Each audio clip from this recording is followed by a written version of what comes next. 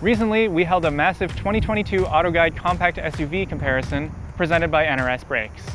Now we're taking a closer look at one of the entries in that battle royale, the 2023 Mazda CX-50.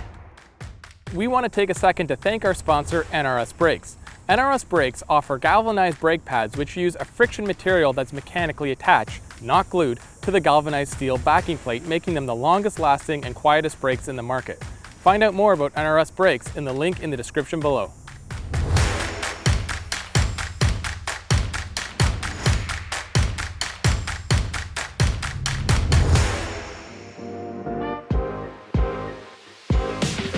CX-50, you say? Yep, Mazda's growing SUV lineup now includes both single and double-digit offerings. Like the CX-30 that came before it, the CX-50 is a slightly more upscale and larger version of its single-digit sibling, in this case the CX-5. As Mazda continues its march up market, the CX-50 will lead the charge. So the CX-50 is Mazda's answer to the Subaru Outback. It's longer, lower, and wider than the CX-5, and has more of a rugged vibe to it. The CX-50 is a pretty thing, and that's not something we've been able to say about the Outback in a while. In that massive comparison that we did, the CX-50 got top marks for exterior design, which really kind of makes it the best design in the class as far as we're concerned. So move inside and it's another hit from Mazda, with a really nice interior that straddles the line between premium and mainstream. They've cut down on the clutter here, which really makes the squared off dashboard kind of the focus inside. By doing that, they've also centralized all the controls, which makes it really easy to get comfortable quickly. Material quality has taken a slight hit versus the CX-5, but it's a small issue, and really we're still on a whole other level versus the CX-50's main competitor. So interior space in the CX-50 is merely okay. The roofline's kind of low, which eats into headroom, especially with Mazda's first application of a panoramic sunroof. The seats are really comfy though, and if you do get the optional terracotta leather, which is a nice brown that isn't present on our tester, it looks great. Trunk space is okay, but Mazda used a lot of the extra length on this car to increase the length of the trunk, which means that now you can actually slide a cooler in lengthwise instead of widthwise. Another CX-50 strength is its turbocharged drivetrain. It has 320 pound-feet of torque, which is huge for a car this size, and it makes it effortlessly quick on the highway.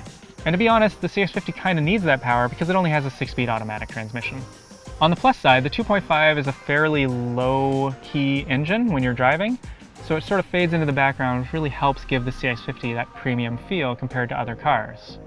Stomp on the throttle though, and you do get a bit of a growl, so this is a really handy, versatile engine. That's where the CX-50 starts to lose points, however. With the stiff ride and the low-profile tires, there is kind of a busy secondary ride around town.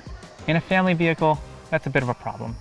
If you're driving solo, it might be less of an issue for you because it's a reminder that, hey, the steering wheel's actually connected to the front wheels. It is kind of a strange contrast for the CX-50's stated goals though. This is supposed to be an off-roady car, and yet it feels happiest on the road. The new Mazda's other weak point is its price.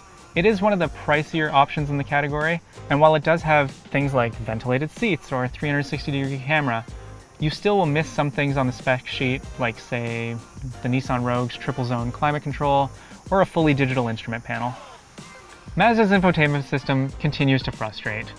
They've updated the tech for the CX-50, and they've now included wireless CarPlay and Android Auto. And even better, they now do a touchscreen version of both of those things. However, you have to dig through the menu to turn it on because it isn't on by default. And even more frustrating, they're only available as touchscreen when the car is stationary. How do you say 2 steps forward, 3 steps backwards in Japanese? So the CX-50 is also a thirsty beast. You can put regular fuel in this, but then you miss out on some horsepower, not to mention dulled throttle responses.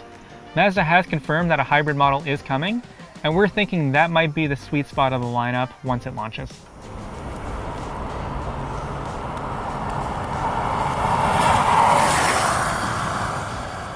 The 2023 Mazda CX-50 is a desirable, fun-to-drive SUV that's a little more compromised and pricier than the CX-5 sibling.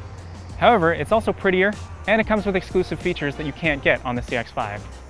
More important than that, it has that active lifestyle look that's so hot right now. Thanks again to our sponsor, NRS Brakes. Be sure to check them out, and don't forget to like, subscribe, and definitely ring that bell.